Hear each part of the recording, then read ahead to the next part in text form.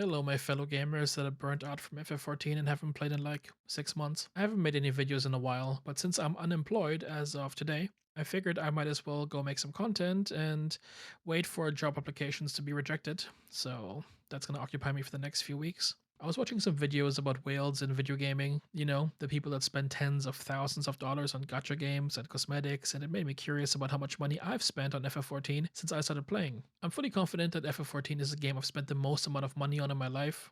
I only played World of Warcraft for a few months when Classic came out, and I played the original vanilla World of Warcraft when it was released for a couple of months, maybe like 6 months, so that's not that much money spent.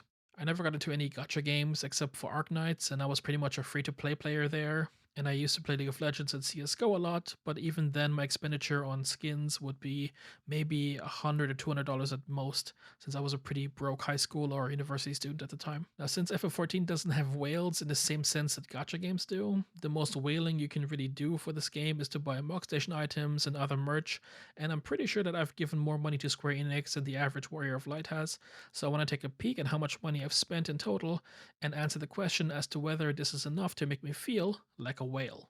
The most obvious place to start is buying the actual game, the copies of the game you need to install. I originally bought A Realm Reborn back in December 2014 when it was on sale for $10. Unfortunately, I was a broke student at the time, and with a potato laptop that couldn't even run the game, I never really played it. I would eventually go on to start playing the game for real in June 2020 when we were balls deep in a global pandemic and I had literally nothing better to do with my time and was craving social interaction. Since I only had the original copy of A Realm Reborn, I had to buy Heavensward and Stormblood, which I could buy cheapest at the time by getting the starter edition for $19.99. Then I had to buy Shadowbringers and spend another $39.99, followed by eventually pre-ordering the Endwalker Collector's Edition for $59.99. This brings our running total to $129. I'll keep a tally here on the screen so we can keep track of how much money I've spent. Eventually, I would also end up spending another $9.99 to get the digital Collector's Edition upgrades for Heaven's Ward and A Realm Reborn respectively, because I wanted the cosmetics and the mounts, and I have poor impulse control, so that adds another $20 to our total, bringing us to $149. The subscription fee would obviously be the most expensive thing after buying the actual games. June 2020 until November 2023 is 41 months, and at a subscription fee of $12.99 per month, that comes to $532 and some change. Adding that to our total, and we are at 681 already. But of course, we are not done. Let's look at the Mogstation, which conveniently lets you go through your entire purchase history month on month. Now, as a general disclaimer, I tend to only buy stuff when it's on sale, because, I'm Asian like that. Let's start with the emotes. I've spent a total of $30 on emotes, which include the Play Dead emote. That's a classic one. You gotta have that one. It's about as versatile as it gets. I have the sidestep dance, which is great to use while you wait for your static to stop screaming at each other about whose fault the wipe was. I have the dote emote for when you need to let your fellow adult male playing as a cat girl in Limsa Lominsa know that you like their glam. I got the Songbirds cheer set, which is the OG glow stick set, great for encouraging sprouts doing anything in the overworld. And I have the actual Songbird emote, which is great for vibing when someone's performing copyrighted music at the Gridania Aetherite at 3 in the morning. And I have the Washoi, I don't know how to pronounce it, but I have that emote too. And look, I also can't believe I unironically spent the full $7 price on this, but I did. 2021 was a different time in my life. Overall, not too bad in my opinion. If I could go back, I would probably not buy the fucking Washoi emote again, but it is what it is. Adding $30 to our total brings us to $711. Moving on, let's look at the mounts. I bought the SDS Fenrir back in 2021 because I was annoyed I couldn't get the 15 Regalia mount and I wanted something with that aesthetic. I can also puff pass you my highest quality copium and tell you it was useful for getting around Bosnia as fast as possible without needing to get the mount speed upgrade. But yeah, that's just me coping over my terrible purchase. And I also bought the Lunar Whale, the fucking BBW. You know what? Looking at this mount, maybe I am a fucking whale. Imagine thinking you would have a genuine use case for an 8-seater mount that's kind of phallic shaped and is constantly referred to as a big black cock. I don't think I ever had more than 5 people sit in this mount at any given time, and it's it's funny as a meme. It's funny to bring out every now and then, but as a mount, whose selling point it was that it would have 8 people as a capacity, it's been kind of a disappointment. So that's all the amounts I've paid for, totaling $55 and some change, bringing our total to $766. That's kind of a lot. I do have some other store mounts, but they were gifted to me, so I won't count them here. And to sum up the Mogstation segment, I'm going to combine all my other purchases into one miscellaneous category.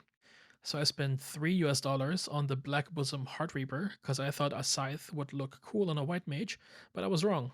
The shit looks god awful and it looks awkward and it's difficult to glam with other pieces and it doesn't really fit anything from a color or style aesthetic. So yeah, do not buy this one, at least not on white mage. $10 went to a name change so I could rename myself to Alzahard since my previous name was mildly inappropriate. And I also spent $31.50 on a 5-pack of Fantasia. It was a 5-pack because, value for money and it was on sale and they don't go on sale that frequently. And I bought this 5-pack in 2021 and I still have 2 of them left because it turned into a Lalafell for a few weeks. Then I spent a few months as a cat boy before going back to being a cat girl. I didn't like how all the glam pieces looked on a Lalafell, and I hated how the male Miko's hands perpetually looked like they're having a cramp. So I'm back to being a cat girl and I haven't changed since then. And I also spent $2.10 on the Chocobo egg cap because I saw an NPC wear it in game for the Easter event and I thought it would look really funny in a glam and I still use it sometimes. So as far as meme glams go, $2.10, I'm okay with that one. So all of these items add up to $47, bringing our total to $814. And I can tell you this number is already much higher than what I was expecting. These Fantasia prices should be illegal. At full price, they're like $45 for a 5-pack. That's kind of nuts. Now, you might think to yourself, surely that's it, no? That's all the categories you could be spending on for FF14. You have the games, the sub, the cosmetics, but you'd be wrong because since it's slowly becoming apparent to me that I am actually a fucking fat whale, I've also spent money on the game's IRL merch. In a moment of impulse buying while I was on a business trip in Singapore, I saw a copy of the Endwalker art book at a place called Kinokuniya and I couldn't help myself. So that's another $39.99 into the hole. And while I was in that same store, I also had to just buy the Dark Knight job magnet and the Warrior job pin, so I can subtly let my fellow dweeps in the wild know that I do, in fact, play the critically acclaimed MMORPG. The pin's official price is $10 and the magnets is $5.50, but since we already established that I have poor impulse control, I found myself at another bookstore a few months ago and with the encouragement of my ever-supportive girlfriend, also ended up buying both volumes 1 and 2 of the Encyclopedia Eosia, which runs at $49.99 each. Yeah, I am that kind of whale. I don't actually remember if the actual prices I paid for the merch was the same as the official price since I paid in local Asian currency, but let's just pray that the conversion rate was kind to me on those days. So all this physical merch comes to another whooping $155, bringing my total to $969. Nice, but also what the fuck. Since I'm unemployed now, I really gotta get my shit under control, man. But I gotta tell you, when you live in the bumfuck middle of nowhere, like I do, in Southeast Asia, whenever you see merch from a franchise that doesn't officially sell that merch where you live, you get super excited when you stumble across it in the wild, and you'll just throw money at it. But surely that's it, no? There's nothing else we could have gotten. Game, sub, Mogstation, official art books, that's it, right? Wrong. You would think so, but you'd be fucking wrong. This is a genuine realization I'm having over here, but there's something wrong with me, because like the fat fucking whale that I am, I've also spent money on the FF14 and Puma collaboration clothing line. It was a genuine surprise to me that the Puma store over here had these items for sale online, and I did what I did, and I threw my wallet at the screen. Now I can't find what the actual clothes were priced at in the US, so I'll just convert the local currency I paid over here to US dollars so I can keep it all in one currency. I bought myself the bucket hat for a criminal $47. I have in fact not worn this thing a single time, but I couldn't resist. And I got myself the white slipstream sneakers in the Heidelin colorway for $122. And I actually wear these on a somewhat regular basis since they're pretty clean white sneakers. And as far as shoes go, 122 isn't that bad, so I'm not too mad at myself for that one. I also bought the Fat Cat hoodie for my girlfriend for $104, which is fucking ridiculous now that I think about it. I won't include this one in the total since it was a gift and it does look cute as hell when she wears it. I like the fat cat motif, so that's okay. See, I have no problem spending over $100 in a cute hoodie for my girlfriend, but I can have a meltdown if I spend $100 for myself on art books. Weird, huh? Anyway, speaking of gifts, I didn't mention these earlier, but I've also spent an additional $160 on Mogstation item gift codes. I did this thing in the pandemic where I'd use the money I had budgeted for my own birthday dinner to buy gifts for my friends on my own birthday. But since you can't buy gift codes anymore, that little tradition of mine has died, unfortunately. Thanks, Square Enix. Anyway, with the clothes added, our new total has come to $1,138. I've spent a total of $1,138 on FF14 and all that the franchise entails. And honestly, to me, that number is shockingly large when I think about it this way, especially if I convert that to my own local currency. However, in the bigger context of gaming, I am aware that number is tiny and insignificant. If I were an actual content creator that spent money to fly to things like FanFest, that number would be massively bigger, of course.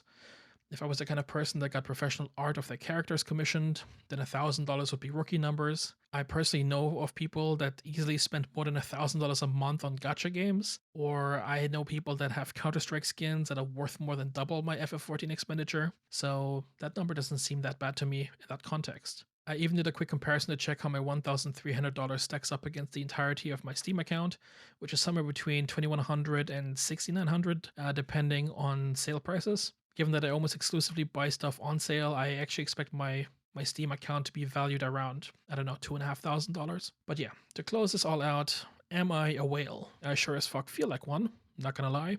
I was expecting the total to be below $800 or something around that number, but the memories have clearly blurred over the last 3.5 years that I've been playing FF14. I also did a quick check, and my total playtime over those 3.5 years is 5,311 hours. If we divide my total playtime by my total FF14 expenditure, we come to like 21 cents an hour, which I can't complain about. Since FF14 has no gambling mechanics and the most money you can spend on are cosmetics, I don't really think I cracked the top 1% of spenders in the game. I have several friends that own like half the items on the Mogstation and will unironically buy a $22 glam set just to use a single piece of it. I don't regret most of the money I've spent on FF14, the game itself and the subscription fee and all the merch that I've spent money on. Some of my most precious memories I've made in the pandemic came from the game, so no regrets there. In fact, FF14 is the only reason I'm even recording this video at 3 in the morning while my girlfriend's asleep behind me. So even if I feel like a whale and look like one too, I am okay with the $1,138 I've spent. But how about you? I would absolutely love to hear how much money you've spent on the game in total. If you want to be a Giga Chad and drop into the comments below and let me know how much you've spent, that'd be awesome, and maybe it would make myself feel a bit better. I'm back to making videos, and hopefully I can help ease your content drought until Dawn Trail releases. Feel free to drop by my Discord server if you want to have a chat with this washed up, burnt out raider. If you haven't subscribed yet, please do, I'd appreciate it, and I'll see you guys in the next one. Bye bye.